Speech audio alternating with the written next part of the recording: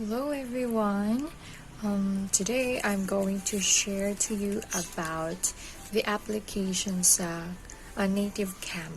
So again, it's an ESL company na nagki-cater din sila nagki-cater ng mga Japanese students.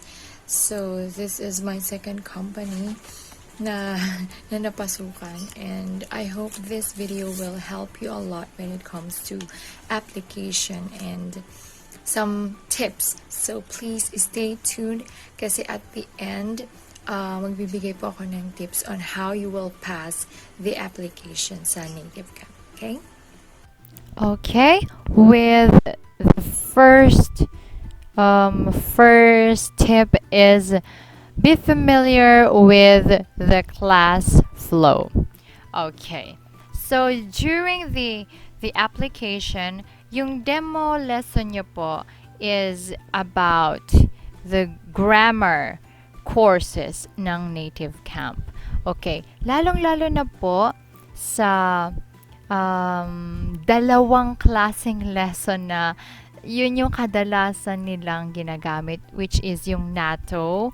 Tapos may isa pa po, nakalimutan ko ng isa. Basta pareho po silang grammar courses. Okay, so itong NATO, yun po siya yung nagawa kong lesson nung nag-demo ako during the application.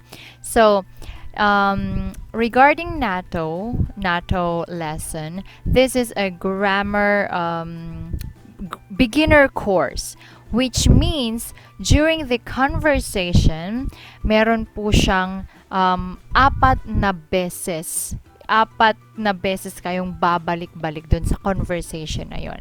So with the first time, you are going to read the sentences and then the student will repeat after you. The second time is ganun pa rin po. Babasahin mo every dialogue, every sentence, then after you is yung student hanggang sa matapos yung buong conversation. The third one is the time where you will start the role play. For example, you will be the first person and then the second person will be your student. And then for the fourth time with the conversation process, you will switch the roles. Okay? So yun po ang number one doon sa class flow na mistake kadalasan. So ganun din ako. Dumiretso po kasi ako sa role play. Hindi muna ako daan sa first and second step, which is yung the student will repeat after the teacher. Okay? So, ibig sabihin, kailangan familiar ka dun sa class flow nila kasi every lesson nila is a new class flow. Kasi for example, with the advanced grammar courses, hindi na siya 4 times na pabalik-balik sa conversation. 2 beses na lang siya. Diretso kayong role play, and then the second time around will be switch roles. Okay? So that is why I am advising you to please be familiar with the class flow. Okay? So alam mo kung ilang beses kayong babalik, anong gagawin mo sa part na yon, anong gagawin ng student mo sa part na yon. Okay, so that is my number one tip, to please familiarize their class flow. Okay, so that's it. Next most important tip is to maximize the chat box.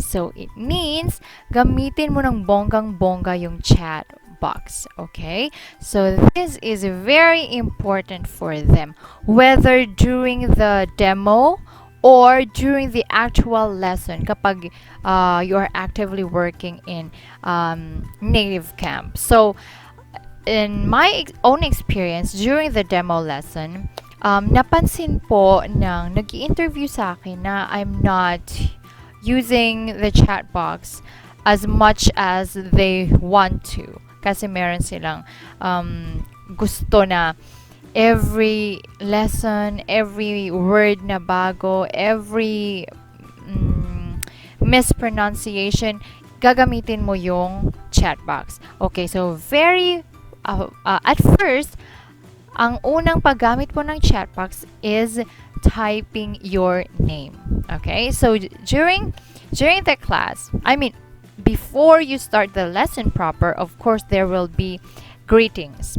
So sa greetings, syempre you are going to tell your name and then the student will tell their name too.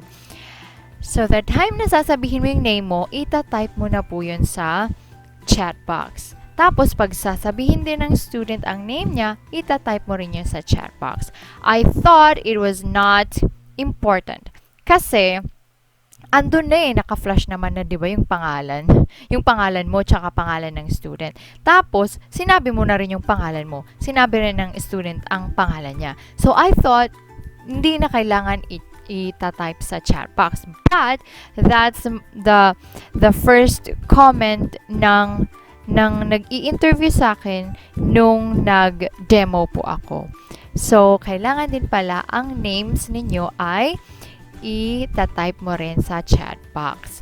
Next is sa lesson.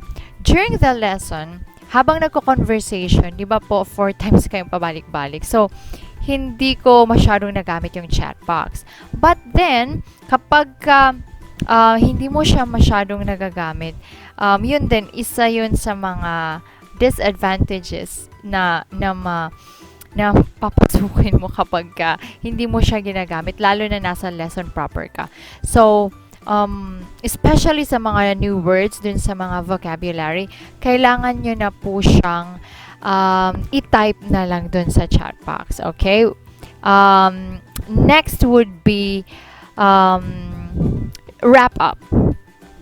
During wrap up, kailangan more on gamit ka rin ng chat box. Okay? Kasi that's the time na titingnan ng student yung tinatype mo. Okay? So, ang mga nira-wrap up ay may system din po sila. So, first would be lesson. For example, the new words that they encountered in their lesson for today. Okay? So, after sa mga topics or new words about sa lesson, next would be the difficult to pronounce words. Okay? So, kailangan mo rin i-type siya. Paulit-ulit. Tinype mo na siya nung nakaraan. Halimbawa, during the conversation, may mali siya. Tinype mo sa chat box. Pagdating sa review part, sa wrap-up, ita-type mo po siya ulit. Okay? So, next is yung answer ng student. Especially yung mga mali. So, first, ang ita-type mo is yung answer ng student. Then, yung ita-type mo yung tamang answer. Okay? So, may guide naman po, meron naman dun sa lesson material, meron na po dun correct answer. So, ang kailangan po is first, yung answer ng student, and then next one is yung tamang answer. Okay? So, nandun na po yun sa lesson material. So, ganun po siya ka-strict when it comes to usage of chat box. Let's go to our number 3 tip. Okay, so we're close. It is the wrap up. Okay, so wrap up, it means yung review. So, dun na kayo pupunta sa review part ng lesson. So, of course, first is, may system din po kasi siya dun sa wrap up. Okay? So, first, ang itatackle mo ulit sa student mo is yung lesson learned. Okay? So, first, ano yung mga unang, new vocabulary for today na nakita nyo doon sa lesson, na diniscuss doon sa lesson. So, first is yung mga new words, new expressions, and construction of sentences or grammar points kung ano yung natutunan niya for today. For example, modals, paano siya gamitin, o kaya yung mga articles na a, and, the. So, itatype mo po siya lahat doon. So, yun po ang unang part ng wrap up, yung lesson learned. Next one would be the difficult to pronounce words. So, tinype mo na siya nung nakaraan dun during the lesson proper, and then you are going to type it again in their chat box. So, in this kind of review, kailangan mo siyang paulit-ulitin. Lalong-lalo na sa difficult to pronounce words. And, kailangan 3 times mo siyang pauulitin. Kapag nagsabi ka na, this is your difficult to pronounce words, say, mysterious.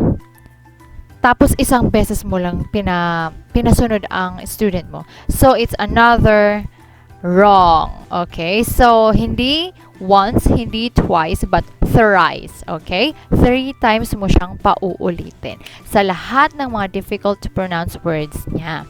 Okay? So, after the difficult to pronounce words, here we have the grammar. Okay, when it comes to grammar, yung mga errors po yun sa grammar ng student mo. For example, sinabi niya kanina na, she don't like it.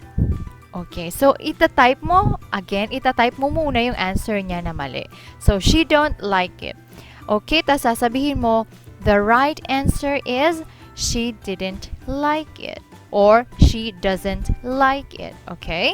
So, i-explain mo sa kanya ulit doon na bakit mali ang don't. And bakit tama ang doesn't or didn't. Okay? So, ganun po dapat kahalaga ang wrap up. And then, you are going to ask the student kung naunawaan niya na ba talaga or kung may clarifications pa siya or questions pa siya sa'yo regarding sa lesson. Okay? Last but not the least, okay, ito na po. Final. This is the last tip for you to pass the demo lesson. Okay, so number 4 is correct promptly. So, ibig sabihin, right away, immediately, kailangan, pag may napansin kang mali ng student, whether sa grammar, whether sa pronunciation, kailangan po i-correct nyo na po agad. Okay? But, for example, nagkamali lang siya sa grammar. Pwede nyo naman pong hindi sabihin agad na, oy, mali, ganito dapat, ganyan dapat. Pwede nyo po siyang i-ask mo na, your answer is ganito. Do you have any other answers? Or do you want to try another one?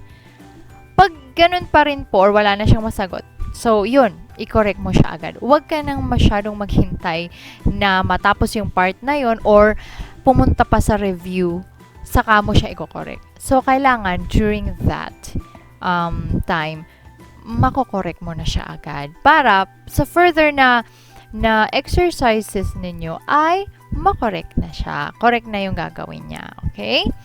Isang guidance din yung para sa students.